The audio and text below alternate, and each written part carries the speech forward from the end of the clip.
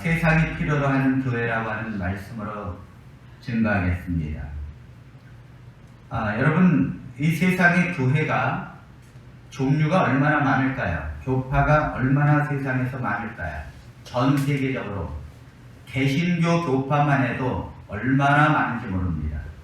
우리가 아는 대로 순복음교회, 또 감리교회, 장로교회, 또 루터파교회, 침례교회, 구세군교회, 이렇게 개신교회 숫자만 해봐도 많은데, 그 교파가 문화체육관광부에서 2018년도에 한국의 종교연합을 발표했습니다. 그때 한국에 있는 개신교의 교파의 수가 374개라고 말했어요. 374개의 교파가 있다는 것입니다. 우리 교회는 장로교회에 속한 백석재단입니다. 이렇게 374개의 교파가 있지만 흘러가는 방향을 보면 딱 세 종류가 존재합니다. 모든 교회는 이 세 종류 안에 있어요. 교파를 떠나서 흘러가는 방향을 보면 딱 세 종류입니다.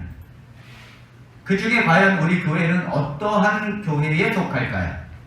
자, 첫 번째가 뭐냐면 죽어가는 교회입니다. 첫 번째가 뭐라고요? 죽어가는 교회. 이 죽어가는 교회와 조는 교회는 거의 똑같습니다. 성도들이 조는 교회다 그러면 죽어가는 교회예요.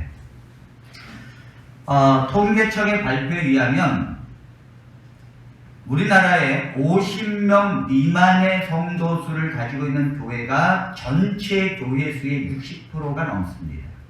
그러니까 60%에 넘는 교회들은 가보면 다 50명 미만의 작은 교회라고 하는 것입니다.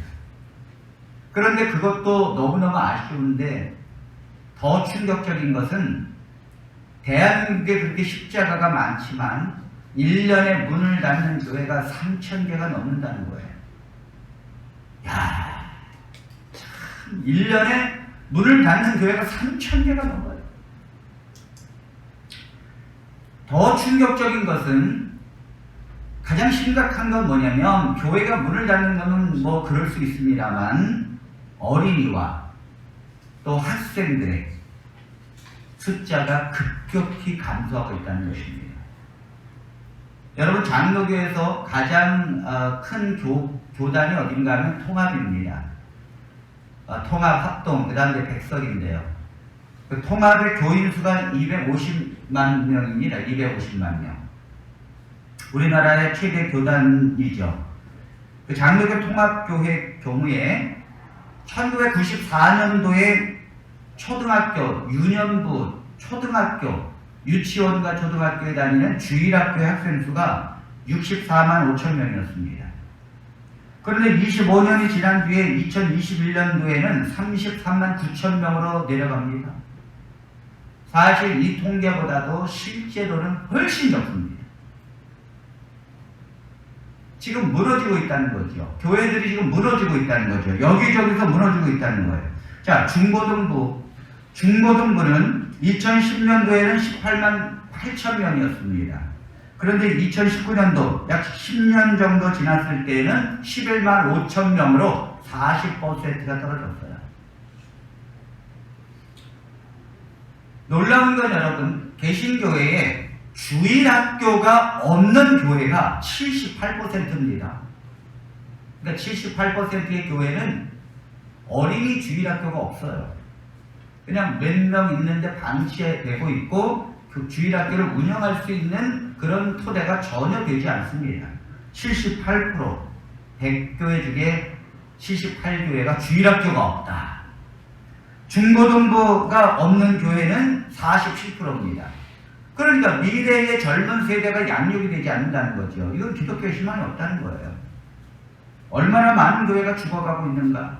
교회 성장 연구소가 문 닫는 죽어가는 교회의 특징 20개를 발표했습니다. 그 중에 제가 한 7가지만 좀 말씀을 드리겠습니다. 죽어가는 교회 특징. 자, 첫 번째, 전도하지 않는다. 네, 죽어가는 교회는 전도하지 않는 교회. 그러니까 성도들이 전도할 생각을 안 한다는 거죠. 전도에 전념하는 교회가 되어야 되는데 전도가 없다는 거예요. 두 번째는 기도하지 않는다. 성도들이 하나님 앞에 열정적으로 기도하는 게 없다는 것입니다. 대표 기도와 기도에도 다 조용히 그냥 죽은 기도를 하고 있다는 거죠. 세 번째는 찬송도 천천히 늘어지는 찬송만 부른다. 제가 이것 때문에 아주 목숨 겁니다. 우리 교회가 죽어가는 교회는 자비로 찬송가 부르다가 자요. 네. 그런데 살아있는 교회는 찬송가가 빠르고 경쾌하고 살아있다는 거죠. 성도들이 졸다가도 찬송가 부르면 번쩍 깨어나서 부른다는 것입니다. 우리 다산 비전교회는 살아있는 찬양이 되기를 간절히 바랍니다. 살아있어야 합니다. 살아있어야 합니다. 그 다음에 네 번째 죽어가는 교회는 목회자의 의욕이 꺾여있다. 목사님의 얼굴 표정이 거의 죽어있어요. 뭘 하려고 하지도 않아. 의욕이 꺾여있어. 어떤 걸 해도 안 된다는 생각을 하고 성도들도 그런 의욕에 꺾여있다는 것입니다. 그 다음 다섯 번째가 교인들의 표정이 도무지 밝지가 않다. 다 세상 죄를 지고 가. 그래서 성도들의 교회를 오는데 이 집을 내려놓지 못해서 표정이 다 죽어있어요. 설교를 들으면서도 걱정과 근심이 위 속에 가득 차고 그래 표정이 밝지 않아요. 성장하지 못하는 거죠. 죽어가는 거죠. 그 다음에 여섯 번째가 교육을 하지 않는다. 목사님이 교육을 하지 않아요. 성도들은 교육을 받지 못합니다. 그러니까 어떻게 가야 될지 무엇을 어떻게 해야 될지 모른다는 거죠. 일곱 번째가 성령의 충만함을 구하지 않고 성령의 역사를 인정하지 않는다는 거예요. 성령의 충만함을 날마다 구하고 성령의 역사를 인정해야 되는데 이것을 인정하지 않는다는 거예요. 죽어가는 거죠, 교회가. 그렇다면 이거에 대한 대안이 무엇입니까? 대안. 먼저는 목사님의 설교가 복음적이고 살아있는 설교가 되어야 된다는 거예요. 목사님의 설교가 하나님 앞에 말씀으로 복음적이고 살아있는 성도들에게 희망을 주는 설교가 되어야 된다는 것입니다. 우리 다산 비전교회의 목회자를 위해서 기도해 주시길 바랍니다. 살아있는 설교, 그리고 복음적인 설교, 그리고 우리에게 희망을 주는 설교가 이루어지기를 간절히 바랍니다. 그리고 어떻게 해야 합니까? 성도들은 목회자 중심적인 교회가 아니라 평신도 중심적인 교회로 전환해야 된다는 것입니다. 그러니까 성도들은 뒷짐지고 있는 게 아니라 성도들이 교회를 이끌어가는 교회, 성도들이 자기의 일을 위해서 최선을 다하고 자기들의 유기적인 관계를 협력하는 교회, 각자 자기 할 일이 있으면서도 남의 사역과 상충되지 않고 서로 이해하고 서로를 협력해주는 교회. 그래도 목사님은 잘 되는 교회는요, 안 되는 교회는 목사님 혼자 죽어라고 바쁜데 성도들은 바쁘지 않아요. 교회에서. 내가 교회에서 와서 예배만 드리고 가는데 성도들은 아무것도 바쁘지 않아요. 목사님만 죽어라고 바쁩니다. 이건 망하는 교회예요. 이건 죽어가는 교회예요. 그럼 어떤 교회가 살아있는 교회인가? 목사님은 바쁘지 않아요. 그런데 성도들은 너무너무 바쁜 거예요. 이게 평신도 중심 교회라고 그렇습니다. 우리 다산 비전 교회는 평신도 중심 교회가 되기를 간절히 바랍니다. 성도들이 자기 할 일이 있어야 돼요. 여기 계신 분 중에 물론 뒤늦게 오셔서 사역을 받지 못한 분도 계실 것입니다. 그런데 모든 사람들은 자기의 사역이 있습니다. 그 사역에 최선을 다하고 그 사역을 위해서, 예를 들어서 강선호 성도님이 예를 들어 꽃밭 관리입니다. 저 꽃밭이 죽으면 누구 책임이에요? 강선호 집사님이에요. 그러니까 교회 오자마자 열심히 물 줘야 합니다. 열심히 물 줘서 성도들이 꽃밭을 보면서 기뻐하도록 해야 합니다. 여기 이 물을 떠다 놓으리는 이건 누구 책임입니까? 우리 박은혜 권사님입니다. 그 권사님이 여기에 물을 떠다 놓음으로 인해서 우리가 설교할 수 있는 것이고 하나님의 말씀을 대언할 수 있는 것입니다. 다 할 일이 있다는 거죠. 다 할 일이 있다는 거죠. 제가 저 뒤에 붙여놨습니다. 그리고 우리 성도님들은 나는 사역이 없다 그러면 저한테 와야 돼요. 목사님, 난 뭘 위해 해야 합니까? 내게 사역을 주십시오. 목사님한테 뺏어가야 합니다. 사역을. 그런 교회가 되기를 간절히 바랍니다. 평신도가 살아있는 교회. 평신도가 살아있는 교회는 어떤 교회인가? 평신도가 살아있는 교회의 특징은요, 목사님 말씀을 전하잖아요. 그러면 아멘. 그 성도들이, 제가 여기 우리 이성근 목사님께서 이제 여러분들과 함께 오늘 본문의 말씀을 읽는데 제가 깜짝깜짝 놀래요. 이거 죽어가는 교회 아닌가 이거. 죽어가는 교회. 도대체 목사님 한 분의 목소리보다도 여기 있는 성도들의 목소리 들리지도 않아요. 목사님이 한번 읽으면 성도들은 합창을 해서 팍 해야죠. 저 연세중앙교 윤석천 목사님 교회를 가보십시오. 가보셔야 합니다, 성도님들. 저는 몇 번 가봤어요. 가서 예배를 어떻게 드리나 한번 보십시오. 왜 그 교회가 세계 최고의 교회가 짧은 기간에 됐는가? 전 가서 대학인 줄 알았어요. 그 교회가 대학인 줄 알았어요. 그 부지 전체가 몇만 평입니다. 그리고는 대학 건물처럼 여기저기 갔는데 어디가 본다는지 모를 정도로 그렇게 성도들이 어떻게든 예배드리는지 아십니까? 목사님이 십자가에 여기저기서 아멘 그래요. 십자가의 보혈로 구원 받았습니다라고 아멘입니다. 다 소름이 끼칩니다. 소름이 끼칩니다. 살아있는 거예요. 성도들이 살아있는 거예요. 말씀에 살아있고 그 말씀의 한 말 뒤에 성도들이 반응하는 교회. 여러분, 세상에서 하나님 뜻대로 살지 못하고 성령으로 승리하지 못한 성도들이 교회에 와서 아멘이 안 되는 거죠. 성도님들이 말씀을 가지고 세상에서 승리하고 하나님의 말씀을 갖고 타협하지 않냐고 승리한 성도들의 삶을 가지고 교회로 오면 목사님 한 말씀에 왜요? 그 말씀이 맞으니까 그 말씀을 내 것으로 받아들이고 내가 그 말씀대로 살겠다는 표현이에요. 표현. 성도들이 살아있어야 합니다. 아멘이 살아있어야 합니다. 성도들 한 분 한 분이 반응하셔야 합니다. 내 영혼의 문제예요. 생명에 관한 문제. 우리가 여기에서 예배를 드린다고 구원받은 게 아닙니다, 여러분. 구원은 개인적으로 하나님 앞에 내가 사단과 싸워서 쓰며 말씀을 붙들고 내 삶에서 성령이 내 안에서 움직이는 하나님의 나라를 내가 이루고 있는가. 그런 백성이 되어야 될 줄로 믿습니다. 반응하셔야 합니다. 반응하셔야 합니다. 여러분들이 하나님의 말씀에 아멘하지 않는데 승리할 수 있는 삶을 살 수 있을까? 저는 그걸 믿지 않아요. 제가 여러 임상 경험을 통해서 봤을 때 목사님 하면서 간증을 하고 하나님께 매달리고 눈물을 흘리는 성도는 반드시 아멘을 합니다. 할렐루야. 아멘. 할렐루야. 아멘. 네, 여러분 하셔야 합니다. 자, 그 다음에 어떻게 해야 되는가 하면 성도들에 대한 교육이 철저히 이루어지고 교회의 목적이 전도임을 우리 모두가 깨닫고 성령의 충만함을 위하여 기도하는 교회가 되기를 바랍니다. 그것이 대안이에요. 성령의 회심함을 여기저기서 막 눈물 흘리고 엉엉 울고 그것 따라서 감동을 함께 받고 하면서 성령의 충만함을 기도하고 성령의 회심을 경험하는 교회. 그것이 오늘날의 대안이에요. 대안.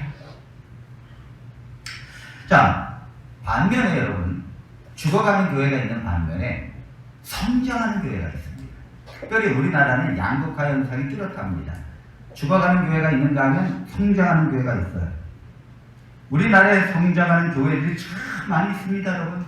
몇십 년 동안에 교회를 개척해서 몇만 명, 몇천 명을 이룬 성장하는 교회들이 얼마나 많이 있습니까? 성장하는 교회들을 보면 여러분 이 어린이 프로그램이 잘 돼 있어요. 이 어린이 아이들이 성경을 읽고 어떻게 살아야 되는지가 일주일에 그 프로그램이 다 짜져 있습니다. 제가 오륜교회에 김은호 목사님께서 백석재단에 와가지고는 그 오륜교회의 그 성장 프로그램, 어린이 프로그램 어떻게 하고 있는가를 제가 1시간을 들었어요. 깜짝 놀랐습니다. 어린이 프로그램 하나를 설명하는데도 1시간을 얘기해요. 이 어린이들이 일어나면서부터 잘 때까지 그 삶을 어떻게 주일학교 교사들이 이 어린이들을 케어하는가, 어떻게 말씀으로 훈련시키는가, 어떻게 일주일 동안 이 아이들을 하나님께로 향하게 하는가, 마스터 플랜이 다 있어요. 대단합니다. 성장하는 교회들은요, 성도들의 양육 프로그램이 체계화되어 있습니다. 단계마다 모든 성도들은 그 양육 프로그램을 따라갑니다. 나는 뭐 권사가 돼서 난 장로가 돼서 이 교회 왔으니까 아니에요. 처음부터 그 양육 프로그램을 따릅니다. 우리 교회도 그렇게 할 것입니다. 아무리 장로님으로 이 교회에 왔다 할지라도 처음부터 세례 받고 난 뒤에 시작하는 그 양육 프로그램을 철저하게 공부하게 될 것입니다. 그러한 프로그램이 있다는 거죠. 그 다음에 소그룹이 탄탄해서 소그룹 안에서 영적 교제가 이루어지고 그 소그룹 안에서 성도들이 관리가 되기 때문에 이탈하는 성도가 거의 없습니다. 이게 대형교회가 되는 거예요. 여러분, 성장한다는 것은 대단히 중요한 거예요. 성장한다는 것은 하나님의 뜻인 줄로 믿습니다. 여러분, 하나님은 성도의 숫자에 관심이 없다고 생각하지만 하나님만큼 성도의 숫자에 관심을 많이 갖고 계신 분이 없어요. 하나님께서 아브라함을 부르실 때 뭐라 그러셨는가 하면 그 잘 살고 있는 갈대아우르에서 잘 살고 있는 아브라함을 부르실 때 하나님께서 이렇게 말씀하십니다. 너의 자손이 바닷가의 모래알보다도 많을 것이고 너의 자손이 하늘의 별을 쓸 수 있나 보라. 너의 자손이 저 별과 같이 많을 것이다. 하나님은 이 아브라함에게 너의 자손, 지금 아브라함은 자식이 없습니다. 아브라함은 아무것도 없습니다. 그런데 아브라함에게 너의 자손이 하늘의 별과 같이 바다의 모래알처럼 많게 될 것이라고 하는 이 비전을 아브라함에게 심어주십니다. 아브라함은 이 비전을 갖고 따라오는 거예요. 하나님께서는 아브라함에게 약속하신 것은 다른 게 아니에요. 너의 민족이 하늘의 별과 같이 많아지겠다는 사람의 숫자에 관한 문제예요. 하나님은 사람의 숫자에 너무 관심이 많으신다는 거죠. 하나님께서 이스라엘 백성들을 애굽에서 불러내셨습니다. 그리고 내 백성이라고 불러내셨습니다. 그리고 나서 뭐라 그랬는지 아십니까? 장정만 60만이다. 정확하게 세십니다. 하나님은 내 백성을 세고 있다는 거죠. 하나님은 내 백성을 세고 그 숫자를 하나님께서 충만하게 하기를 원하신다는 것입니다. 여러분, 지파별로 하나님께서 또 세시고 무슨 사건이 일어날 때마다 또 당신의 백성을 세십니다. 여러분, 왜 하나님께서 당신의 백성들의 수를 세지 않겠습니까? 여러분들이 자식이 10명이 있고 1000명이 있다 할지라도 그 자식의 숫자가 무의미합니까, 여러분? 아니죠. 하나님께서 우리의 자식 한 사람 한 사람의 숫자가 중요하듯이 하나님도 그 숫자가 중요하다는 거예요. 중요하다는 거예요. 신약에서도 예수님은 정확한 숫자를 세십니다. 자, 마태복음 16장 8절로 10절에 있는 말씀을 보겠습니다. 예수께서 아시고 이르시되 믿음이 작은 자들아 어찌 떡이 없으므로 서로 논의하느냐 너희가 아직도 깨닫지 못하느냐 떡 5개로 5,000명을 먹이고 주운 것이 몇 바구니며 떡 7개로 4,000명을 먹이고 주운 것이 몇 가문줄이었는지를 기억하지 못하느냐. 여러분, 이 제자들이 바닷가를 가고 배를 타고 예수님과 함께 가다가 떡을 갖고 오지 않아가지고 고민하고 있을 때 주님이 이렇게 말씀하십니다. 아직도 깨닫지 못하느냐. 떡 5개로 5,000명을 먹였다. 이거 누가 얘기한 거예요? 자, 여러분, 벳세다 들판에서 예수님께서 대충 보고 5,000명이다 그랬어요? 아니에요. 제자들에게 여기 모인 숫자를 정확히 세어보라는 거예요. 그랬더니 제자들이 5,000명이 모였습니다. 아, 그래, 오늘은 5,000명이 모였구나. 그리고 예수님께서 보리떡 7개로 또 4,000명을 먹이실 때가 있었습니다. 정확하게 예수님께서 몇 명이 모였느냐? 네, 4,000명이 모였습니다. 먹이시고 또 남겼습니다.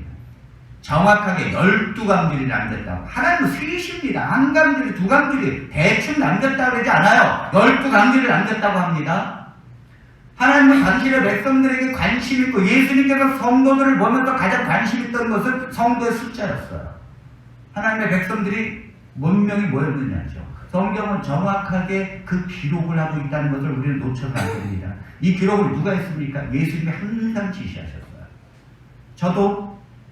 제가 우리 교회에 이 성도를 관리하는 그 숫자를 관리하는 분이 계십니다. 제가 항상 물어봅니다. 주일날 끝나면 오늘 몇 분이 정확히 참석했고 몇 분이 못 오셨습니까? 보고 받습니다. 가장 중요한 건 그거예요. 숫자죠, 숫자. 신약 성경에 사도행전 2장 40절로 41절에 보면 이렇게 말씀하고 있습니다. 또 여러 말로 확증하며 권하여 이르되 너희가 이 패역한 세대에서 구원을 받으라 하니 그 말을 받은 사람들은 세례를 받으매 이 날의 신도의 수가 3,000이나 더하더라. 여러분, 오순절날 성령을 받고 난 다음에 베드로가 설교를 합니다. 그리스도에 대해서 설교하고 나서 그날 세례받고 예수님을 믿는 사람이 정확히 3,000명이었더라. 성경 기록하고 있습니다. 많은 사람이 예수님을 믿었다가 아니에요. 예수님의 제자들은 오늘 세례받은 숫자를 세고 있었어요. 여러분, 굉장히 중요한 것입니다. 하나님의 백성이 세상에서 충만하게 되는 것이 하나님의 뜻인 줄로 믿습니다. 하나님께서는 아담과 하와를 창조하고 나서 말씀하십니다. 너희는 생육하고 번성해서 땅에 충만하라.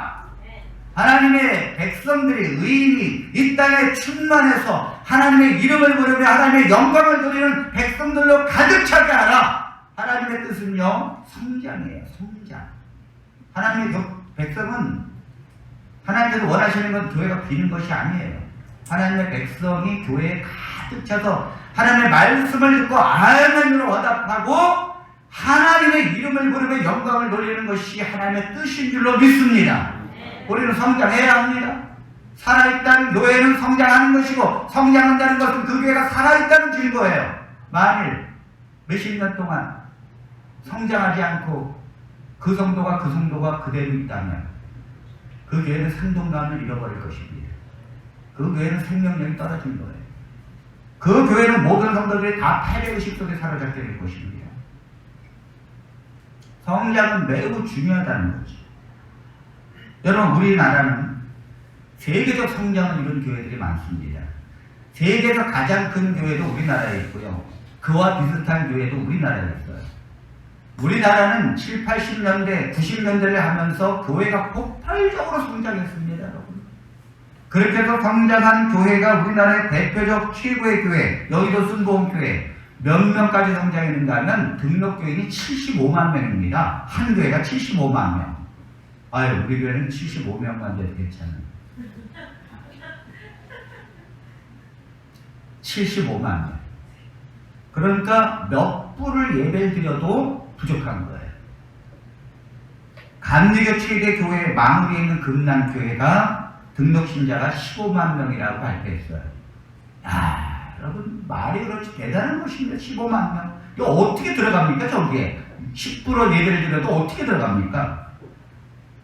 그 외에도 사랑의 교회, 소망교회, 영락교회 등 몇만 명이 있는 교회들이 수두룩합니다, 여러분.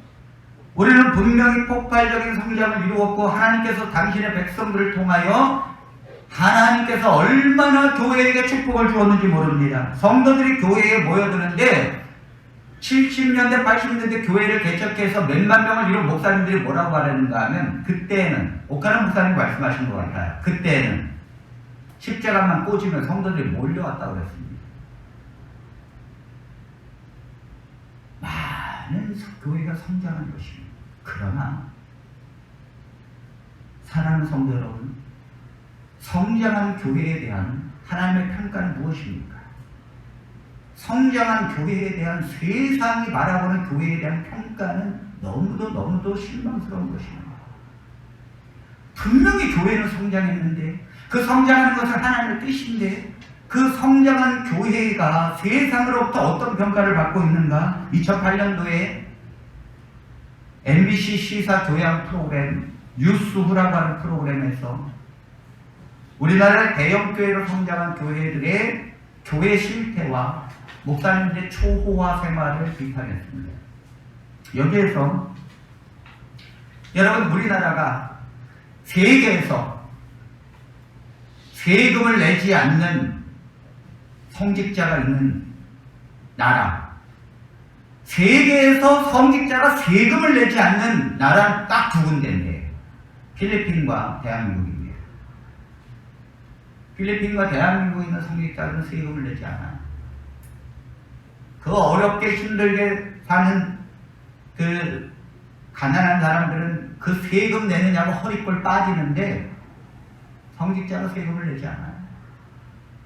그거 대통령이 개혁해보겠다고 그렇게 애쓰는데도 반발합니다. 우리 밥그릇 뺏어가요. 그러면서 여의도 순복음교회에 조영계 목사님을 다뤘어요.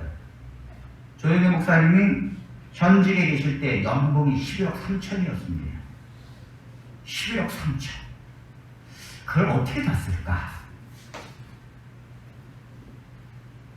마당에 간이 골프장이 있고 강남 고급 주택 2채를 함께 사용하고 있었어요. 사택. 그 두 분이 사는데 고급 주택 2개를 함께 사용했습니다. 몇 평인가 하면 117평입니다. 저는 상상이 안 가요. 117평이 뭡니까? 117평이 살아본 분이 계십니다, 여러분. 저는 지금 32평에 살아요. 너무 넓어가지고 청소하기도 힘들을 었어요.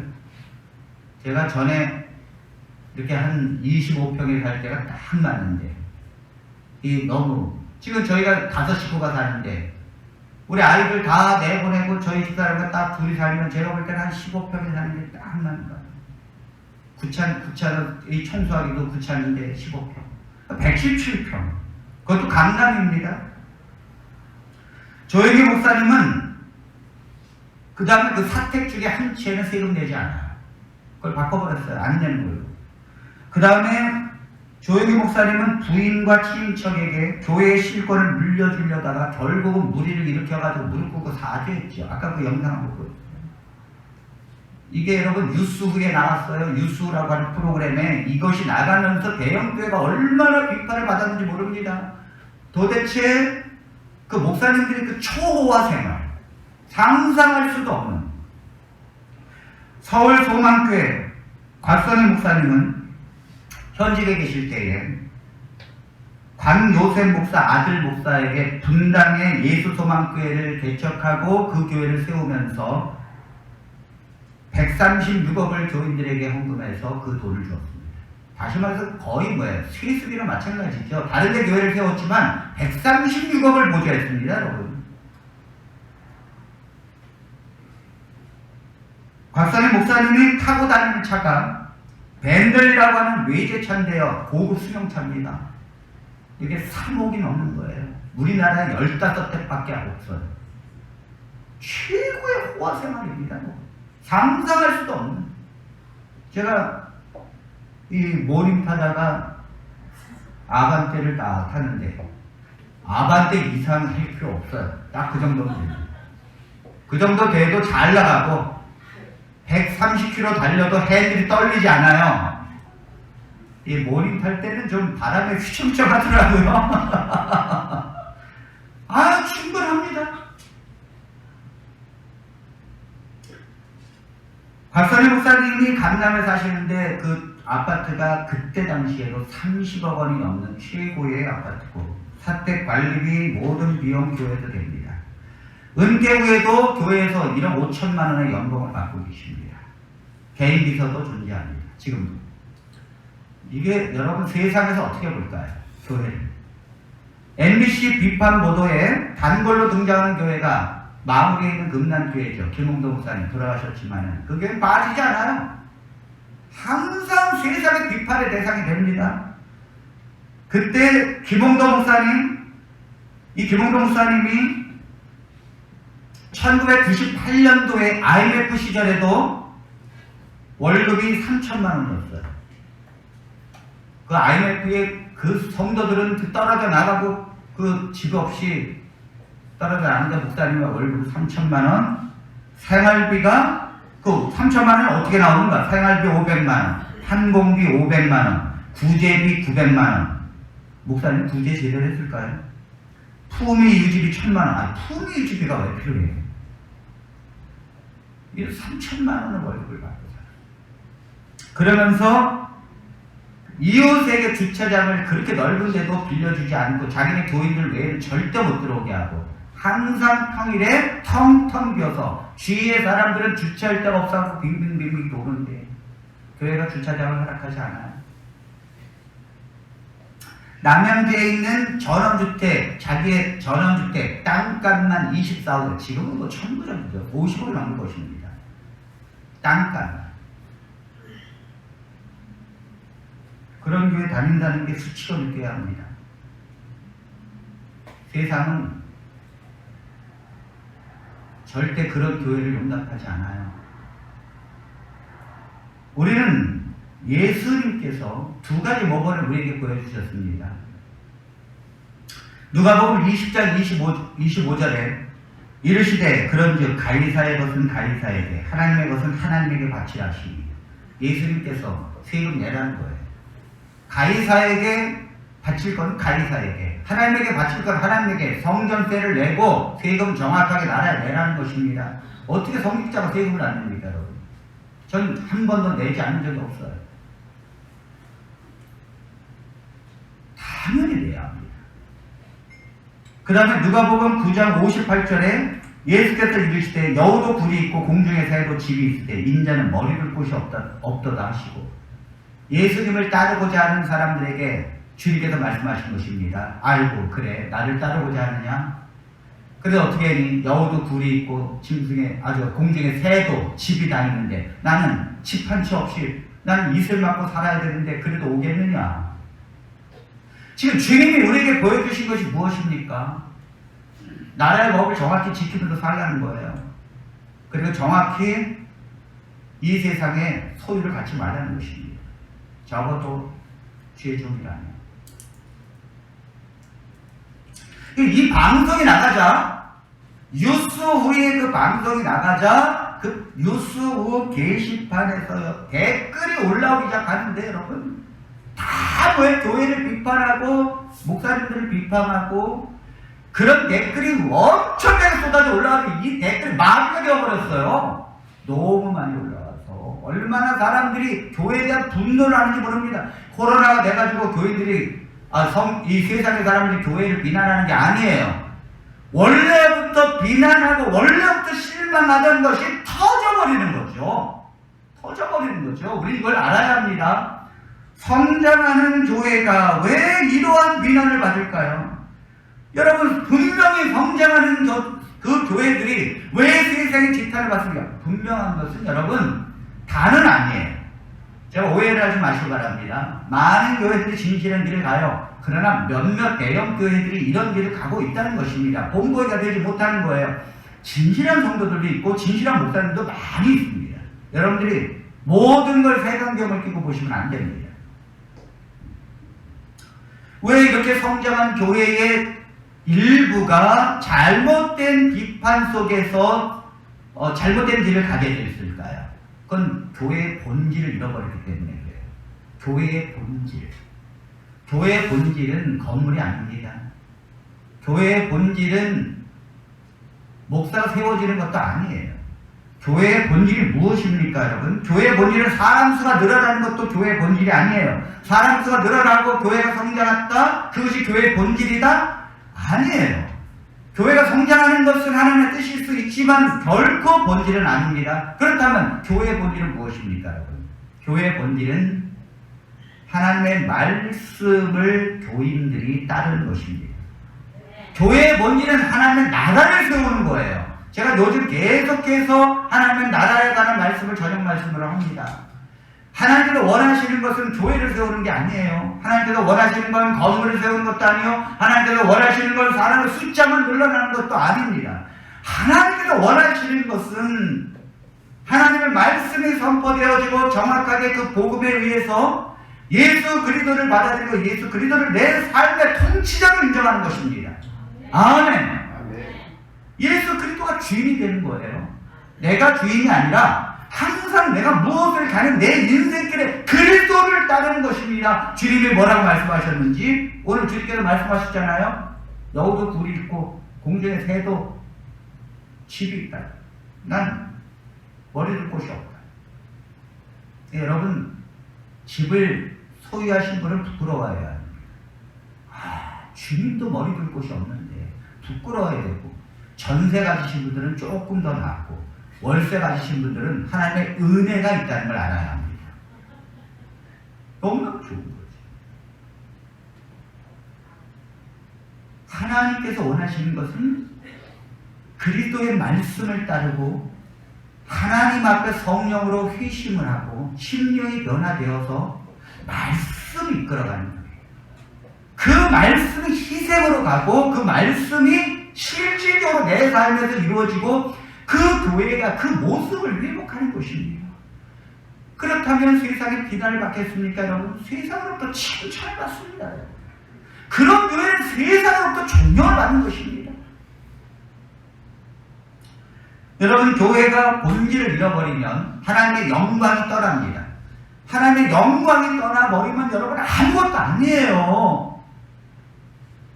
여러분, 이스라엘에 엘리 제사장이 있을 때에 그 이스라엘이 타락했습니다.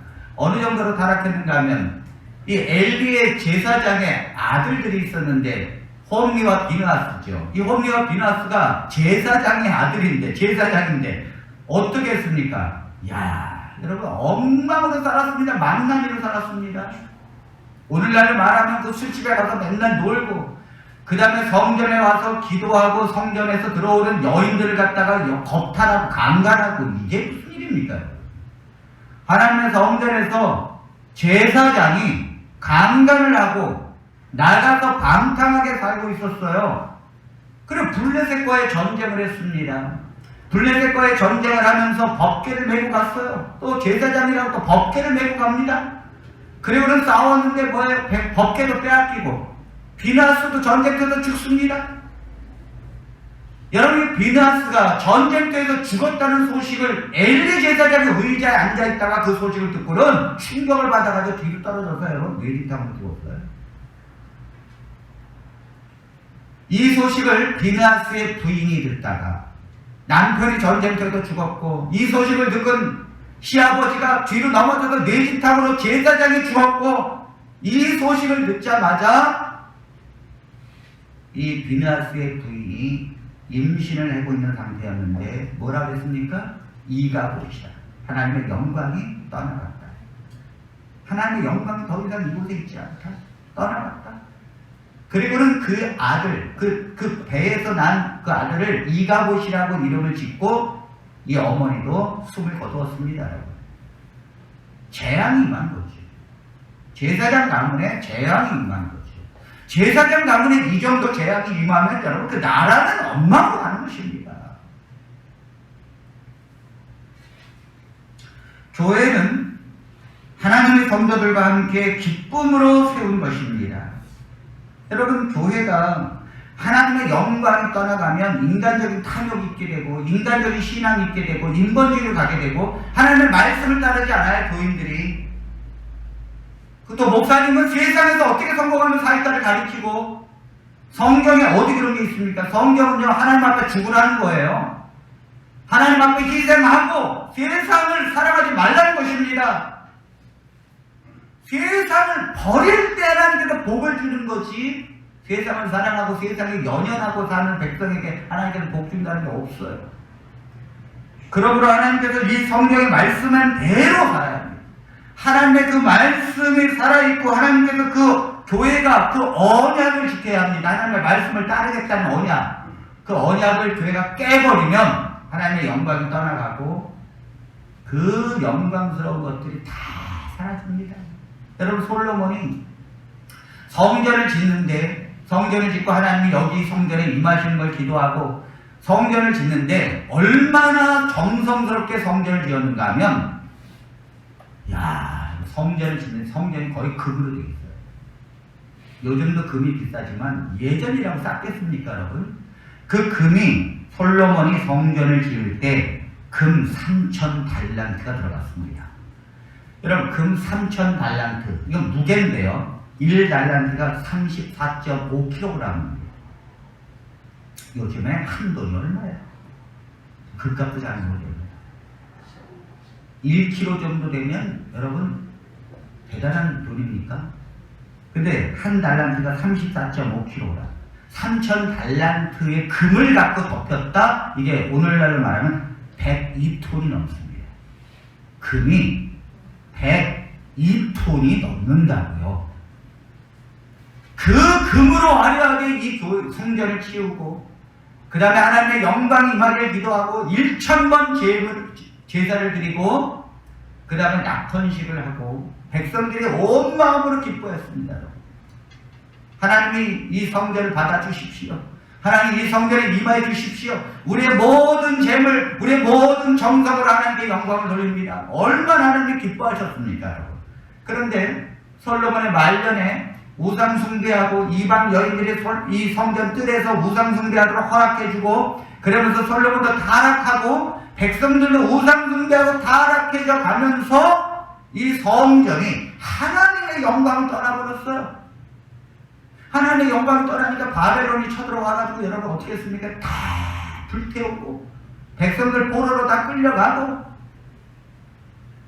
이게 여러분 옛날 이야기가 아닙니다. 옛날 이야기가 아니에요. 그래서 돌아와서 바벨론에서 포로로 돌아와서 백성들이 다시 성전을 건축합니다.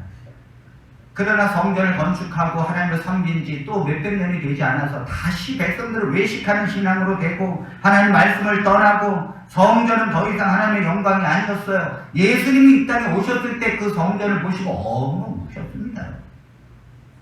누가복음 19장 41절로 46절에는 말씀을 봅니다.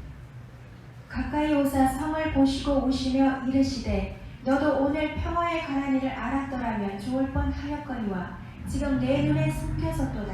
날이 이를지라 내 원수들이 토들을 쌓고 너를 둘러 사면으로 가두고 또 너와 및 그 가운데 있는 내 자식들을 땅에 메어치며 돌 하나도 돌 위에 남기지 아니하리니 이는 내가 보살핌을 받는 날을 알지 못함을 인함이니라 하시니라. 성전에 들어가사 장사하는 자들을 내쫓으시며 그들에게 이르시되 기록된 바 내 집은 기도하는 집이 되리라 하였거늘 너희는 강도의 소굴을 만들었도다 하시니라. 여러분 이 예수님의 이 심정과 탄식을 여러분들이 느끼셔야 합니다.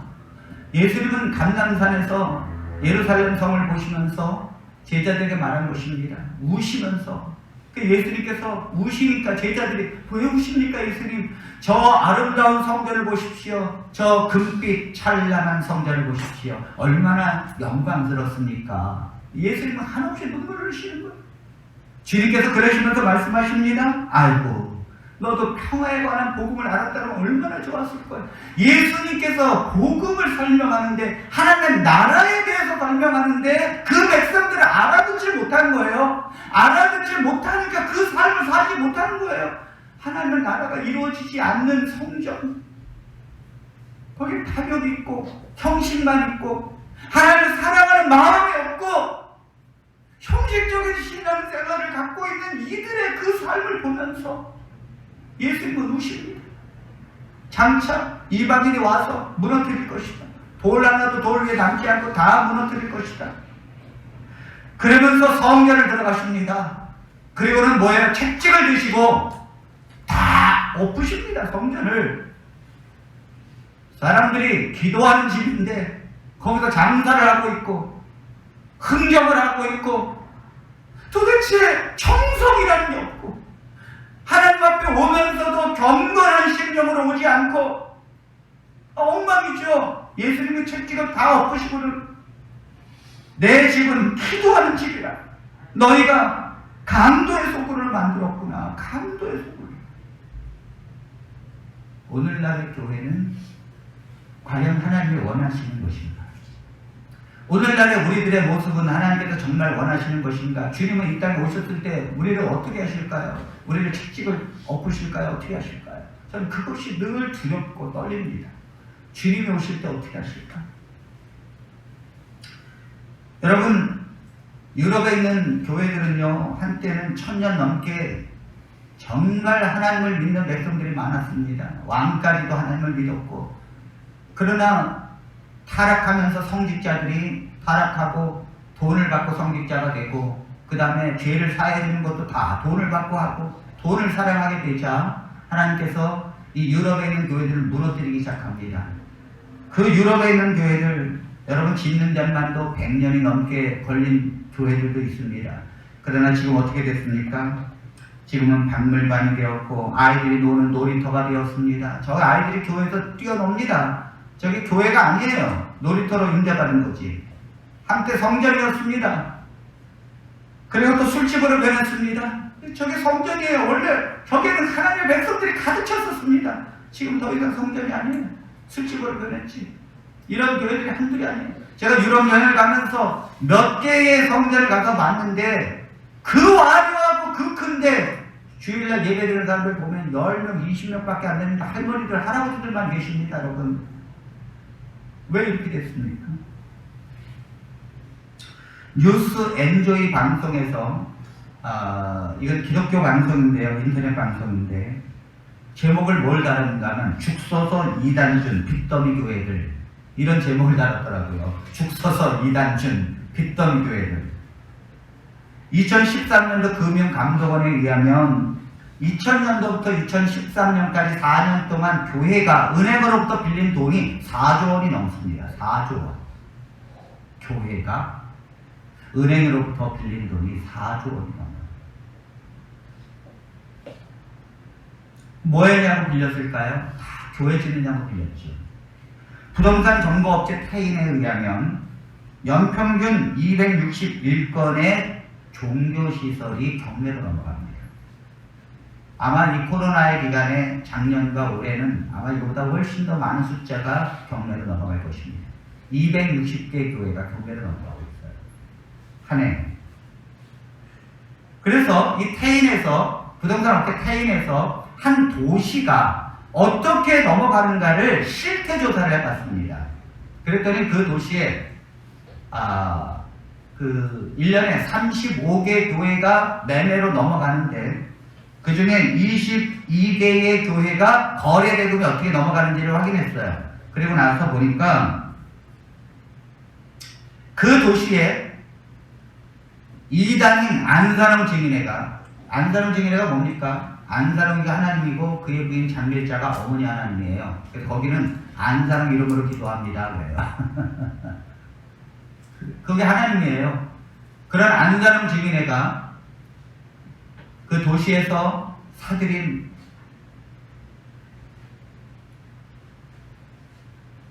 돈이 1196억. 그러니까 개신교회가 성도들과 함께 그 피땀 흘린 돈으로 건축을 하고 했는데 그 건축해서 다 죽서서 이단에게 다 준다는 거죠. 그 이단이 다 사들이고 있어요. 판교 충성교회는, 판교에 여러분 지금 판교가 어떤 도시입니까? 대단한 도시죠, 판교. 판교에 세워진 장로교회 통합특교단입니다. 여기 있는 교회는 1264평 대지에 1264평 대지에 지하 5층, 지상 7층, 연 건평이 8,000평이에요. 예배당을 지었는데 본당 규모만 좌석이 3,000석입니다. 감정가가 526억인데 넘어갔습니다. 결국 교인들이 분열되고 싸우고 무리하게 대출받아서 감당하지 못해서 넘어갔는데 낙찰가가 288억 원, 거의 반 가격으로 넘어갔는데 안산홍 증인회가 매입했습니다. 이걸 알아야 합니다. 또 경기도 남양주에 장현에 있는 한 교회가 있었습니다. 그 교회 목사님은 총신대를 졸업한 목사님이셨어요. 개척을 해서 7년 만에 500명의 성도로 성장했습니다. 여러분 7년 만에 500명의 성도로 성장한다는 건 대단한 거죠. 그런데 2007년도에 인근에 신도시가 생기면서 종교부지를 분양을 받았는데 560평을 분양을 받았습니다. 그리고 나서 사용하고 있던 옛날 건물 4층짜리 건물과 구입한 분양받은 땅을 담보로 해서 교회를 짓겠다고 제2금융권에서 18억 원을 대출을 받았어요. 그래서 대출을 받고 그 다음에 이제 교회를 지으려고 준비 중에 있었는데 이 제2금융권에서 너무너무 안 들어가니까 이 대출을 준 이것을 압박해가지고 당장 원리금을 갚으라는 것입니다. 그렇지 않으면 이거 넘기겠다는 거예요, 경매로. 여러분, 교회도 안 졌는데 이 대출금을 갚으라고 하니까 이 교회가 갚을 수 있는 능력이 없는 것입니다, 원리금을.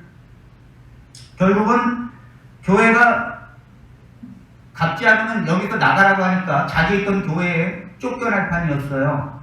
길거리에 나 앉을 판이었죠. 결국은 갚으라는 걸 못 갚고 해가지고 빚이 늘어나는데 40억까지 늘어났습니다. 이거를 목사님이 살려보려고, 경매로 넘어가는 걸 살려보려고 목사님 소유로 지금까지 있었던 아파트와 목사님 소유에 있었던 자기 부동산을 다 팔아가지고 이걸 살려보려고 해도 결국은 역부족이었습니다. 결국 2012년에 경매로 넘어갔고요. 하나님의 교회가 안사람 증인회가 매입을 했습니다.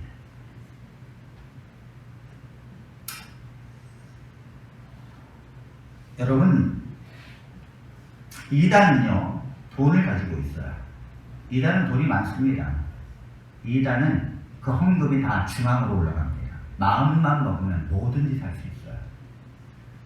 여러분, 제가 아까 주일학교 청년들 어디 갔는가, 교회마다 78%의 주일학교가 없고 학생회가 47%가 없는 그 젊은이들이 어디 갔는가, 교회마다 개신교가 텅텅 비었는데 어디 갔는가, 다 이단에 가 있습니다.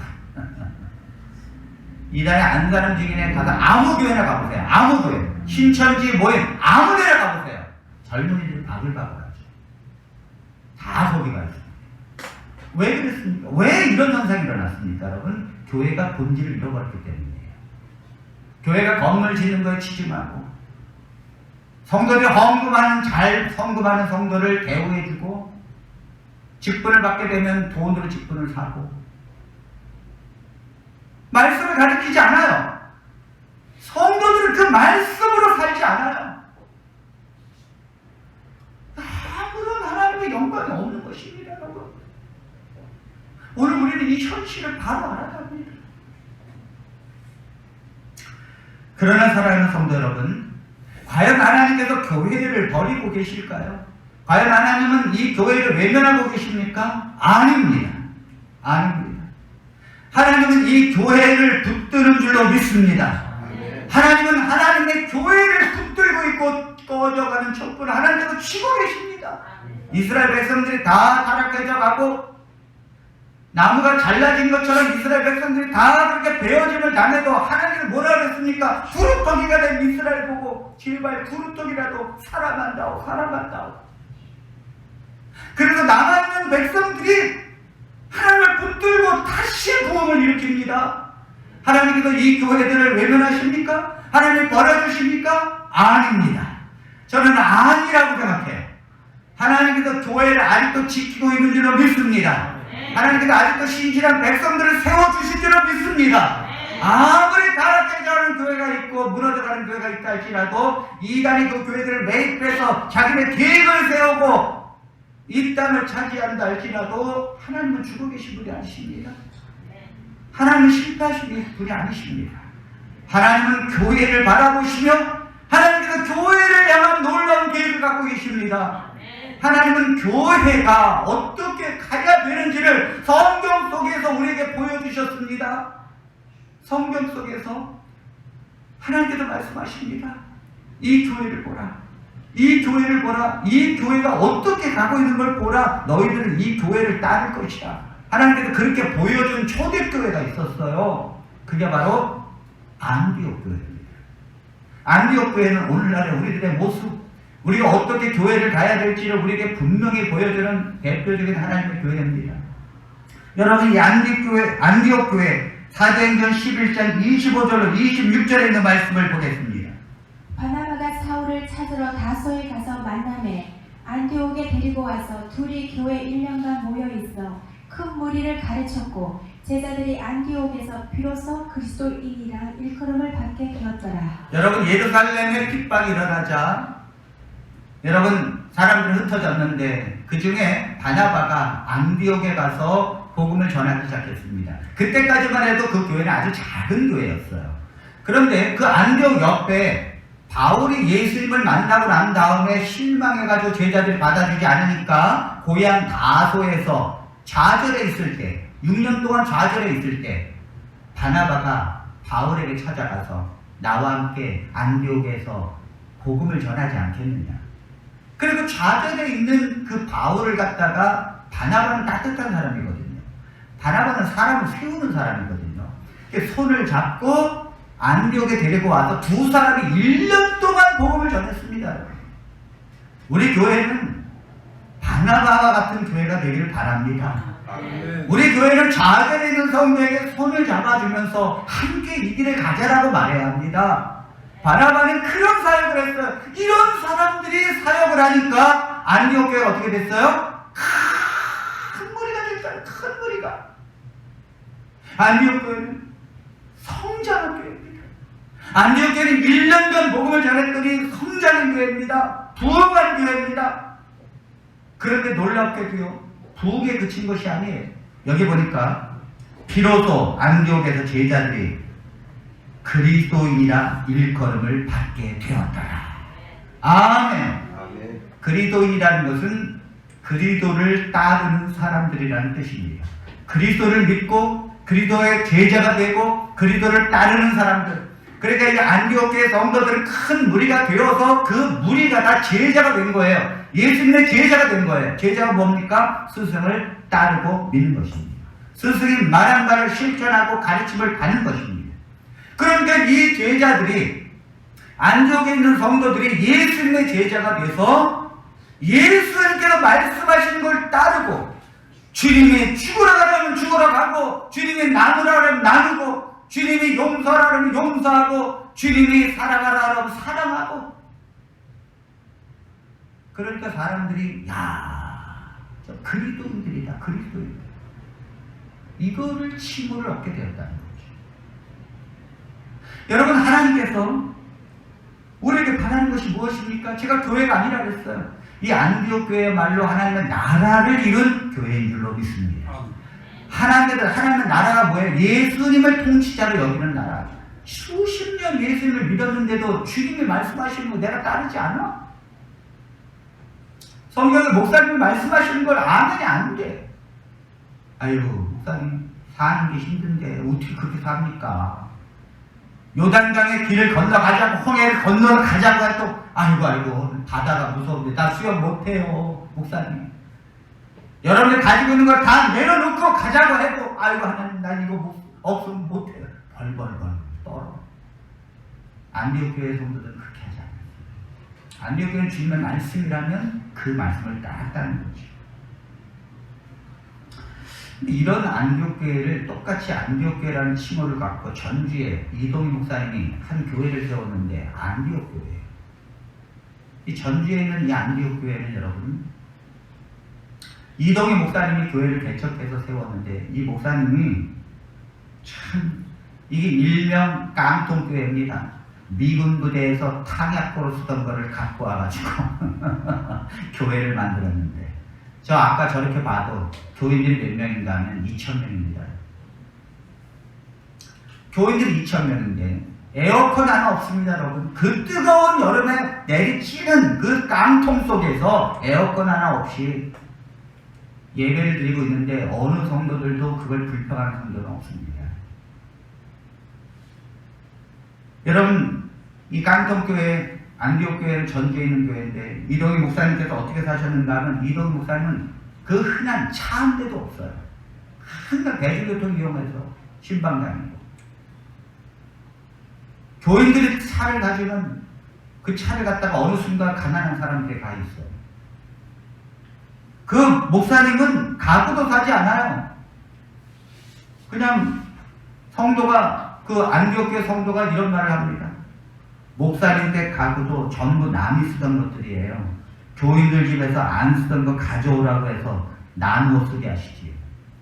목사님이 그 가구도 안 사고 교인들 보고 그 버릴 거면 놔달라고 할까요? 그거 쓰고, 또 부족한 성도에게 그것도 나눠주고. 목사님의 철학이 얼마나 대단한지 여러분, 목사님은 교인들의 모든 헌금을 여러분 90% 이상을 선교비와 이웃 가난한 자들에게 씁니다. 그리고 그 인건비를 줄이기 위해서 목사님 혼자 다 하고, 교회 관리 집사님이 없어요. 2,000명이 돼도 모든 교인들이 다 관리 집사입니다. 그리고 어린이 주일학교, 중고등부, 대학부, 성가대, 교회에서 헌금 예산 없습니다. 다 자기네들이 걷어서 해야 돼요. 그리고 겉옷엔 그조차도 60%는 항상 가난한 자들과 선교비를 써야 합니다. 그러니까 예를 들어서 찬양대가 자체 내에도 헌금을 걷어서 예산을 100만 원 썼다 그러면 그 중에 60만 원은 반드시 성가대로 쓰는 게 아니라 가난한 자들 선교비로 써야 된다는 거 원칙입니다. 지휘자, 반주자, 그 외에 주일학교 교사 어떤 사람도 교회에서 사례를 주지 않습니다. 다 자신이 자원해서 합니다. 또 아이들에게 먹을 것과 상 이런 거 안 줍니다. 철저하게 오직 말씀을 따르게 합니다. 사탕 발림을 안 한다는 거예요. 그 아이들이 얼마나 이 교육의 훈련을 받았는가 하면 어린이가 이런 말을 합니다.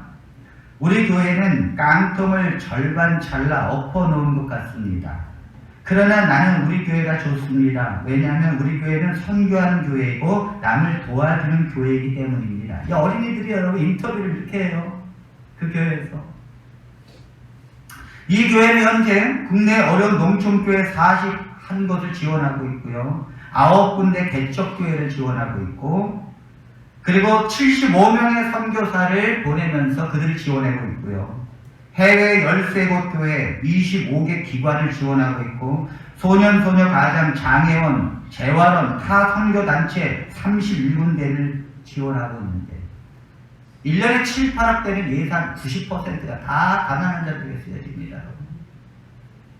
전주에 있는 시민들, 교회도 다니지 않지만 전주에 있는 시민들은 이 깡통교회, 안디옥교회를 향해서 이렇게 말합니다.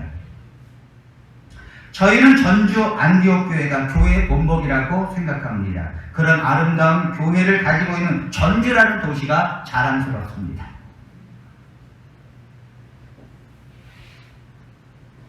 이게 시민들의 반응이에요. 어느 신앙 월간지에서 이 안디옥교회가 성도들 몇백 명이 이 강박질환 환자들을 위해서 내가 죽으면 내 눈을 떼어서 그들에게 달라고 하는 강막 안구 기증 행사에 이 안디옥교회 교인들이 다 거기에다 서면 내 눈을 떼어서 실명될 사람들에게 주라. 전주 시민들에게 비춰진 이 깡통교회에 대한 칭호는 참 그 멋있는 예수쟁이들이다라는 칭호를 받게 됩니다. 이게 바로 안디옥교회 그리스도인이라는 칭호를 받았다라는 말과 똑같은 거예요. 안디옥교회는 이런 거에 그치지 않았어요. 초대교회 안디옥교회는 그 어려운 중에도 그 핍박받는 중에도 어려운 사람들을 돕는 교회였습니다. 자, 사도행전 11장 27절로 30절 마지막 절입니다. 그때 선지자들이 예루살렘에서 안디옥에 이르니 그 중에 아가보라 하는 한 사람이 일어나 성령으로 말하되 천하에 큰 흉년이 들리라 하더니 글라우디오 때 그렇게 되니라. 제자들이 각각 그 힘대로 유대에 사는 형제들에게 부조를 보내기로 작정하고 이를 실행하여 바나바와 사울의 손으로 장로들에게 보내니라. 로마의 글라우디오 황제 때에 이 로마 전역에 큰 흉년이 듭니다. 그러다 보니까 가난한 사람들은 먹을 것이 없습니다.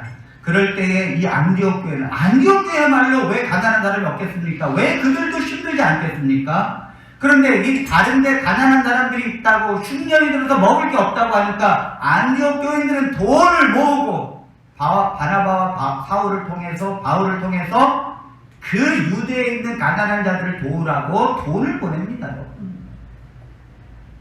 자기들 교회는 성전도 짓지 않았는데 자기들 교회는 어려운데도 가난한 자들을 위하여 항상 헌금을 보내는 교회, 이것이 안디옥 교회였어요. 하나님께서 오늘 우리에게 안디옥 교회를 회복하라고 말씀하십니다. 하나님께서 우리에게 안디옥 교회 교인으로 살라고 말씀하십니다. 우리 다산 비전교회 성도들이 함께 여기에 모였습니다. 우리 교회는 안디옥 교회의 비전을 꿈꾸게 되기를 간절히 바랍니다. 아멘. 우리 교회가 가야 할 곳은 안디옥 교회가 보여준 그 사명을 우리가 이루어낼 줄로 믿습니다. 우리 사랑하는 성도들과 저는 그런 꿈을 꾸고 싶어요. 가난하고 힘들어도 내가 허리가 휘어져도 굶고 해도 사람을 살리는 교회, 정말 가난한 자들을 도울 수 있는 교회, 교회 예산이 이 안에서 쓰여지는 것이 아니라 바깥으로 쓰여져서 사람을 살릴 수 있는 교회. 제가 이런 교회 되게 달라고 그렇게 몸부림을 치는데도 그게 쉬운 게 아니에요. 쉬운 게 아니에요. 제가 며칠 전에 한 목사님을 통해서 전화가 왔습니다. 목사님, 강경 목사님이십니다. 네. 목사님 자녀들이 몇 사람이 있습니까? 네, 3명 있는데요. 대학생입니까? 네. 우리 교회에서 목사님의 자녀들에게 한 사람당 100만 원씩 해서 장학금을 드리기로 결정했습니다. 그래서 목요일 날 저희 교회로 오십시오. 아, 그래요. 어떻게 알게 됐습니까? 유튜브로. 그런 교회가 있구나 해서 그 교회에서 장학금을 주기로. 아멘입니까? 아멘. 그래서 이제 저희 아이들과 그 목사님 그 교회를 갔어요. 목요일날 식사를 준비해놓고 함께 식사하고 장학금 전달식을 하겠다. 그래서 이제 갔는데 주소를 찍어서 갔어요. 갔는데 저 사당동에 그 골목을 올라가는데, 아유 어디야, 교회가 어디야 해가지고 올라가는데 주소를 딱 찍어서 딱 도착했는데, 아, 이 샛별교회가 딱 있더라고요. 그 샛별교회가 딱 있는데 거기다 주차를 딱 해놓고, 목사님 주소 찍어서 왔는데 이 샛별교회가 여기 맞습니까? 그랬더니, 아, 목사님 오셨습니까? 샛별교회는 3층이고 저희 교회는 4층입니다. 네? 4층? 아, 이건 분명히 샛별교회고 샛별교회라고 그랬는데, 가만히 보니까 그 옆에 작은 자들의 교회 발 씻어주는 사람들이라고 하는 아주 작은 간판이 있는데, 아니 보이지도 않는데 그 4층에 현수막으로 써있어. 핏발해가지고 보이지도 않아. 요건 지금 입구에 있는 거고요. 아까 전에 거를 한번 보여주세요. 그 저기 있는데 보이지도 않아. 그 저 4층에 현수막으로 보이지도 않아. 하도 오래돼가지고. 발 씻어주는 사람들, 작은 자들의 교회 가고. 4층으로 올라갔어요. 그랬더니 사모님이 첫 아이를 낳고 그 다음에 둘째 아이를 임신한 상태, 이렇게 배가 부르시는데 그 음식을 준비했느냐고 하는데, 제가 5명이서 거기 올라갔는데 내가 지금까지 그렇게 부끄러움을 느껴본 적이 없어요. 목사님 그 위에서 목회를 7년 동안 하시는데, 교회가 그 위에 올라가서 그 20평 남주택 사택에 안방에다가 의자 몇 개 놓고 칠판 갖다 놓고 성도들을 사역하는데,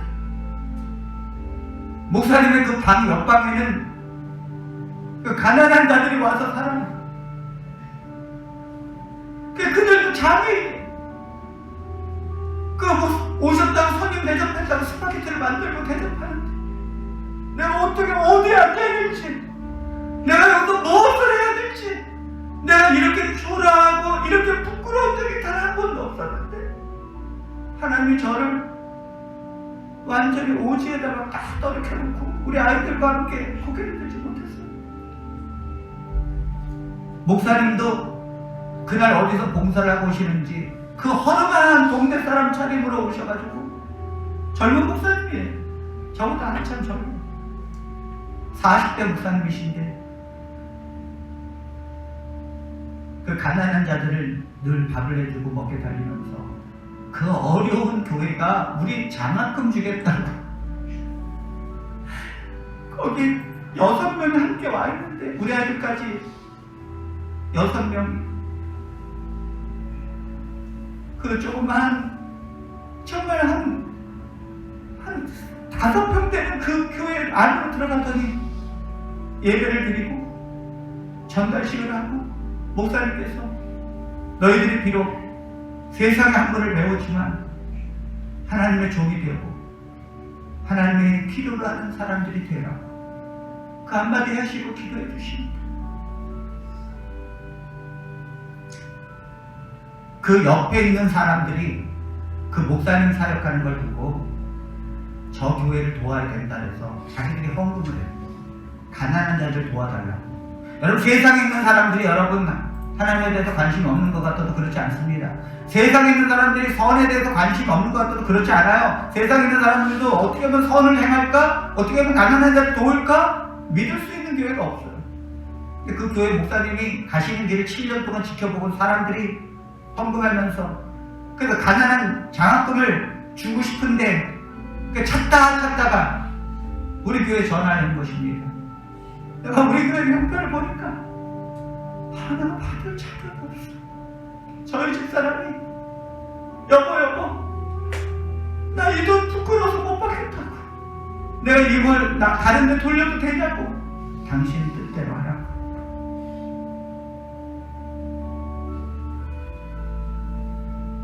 세상이 필요로 하는 교회는 세상에게 감동을 주는 교회입니다. 세상에 감동을 주는 교회. 저는 여러분들과 인생을 함께 가고 싶습니다. 여러분들과 함께 마음을 모아서 세상에 감동을 주는 교회, 세상이 정말 필요로 하는 교회, 그런 교회를 꿈꾸고 싶습니다.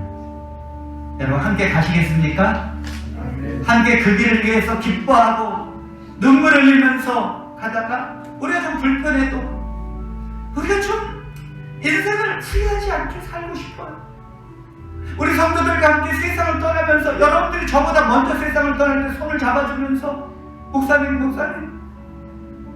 만나서 이 길 온 거 너무너무 후회하지 않는다고 좀 그 얘기 듣고 싶고, 제가 먼저 세상을 떠날 때는 나는 여러분들과 함께 있었던 것이 너무너무 행복했다고 그런 얘기를 하면서 세상을 떠나고 싶은데, 여러분들 그렇게 함께 가시겠습니까? 아멘. 그런 길을 우리 함께 아무것도 빠짐없이 가시는 놀라운 은혜가 우리에게 있게 되기를 간절히 바라고, 세상에 감동을 주고 세상에 필요로 하는 교회, 그런 교회가 우리 교회가 되기를 주의 이름으로 간절히 바랍니다. 아멘. 기도하겠습니다.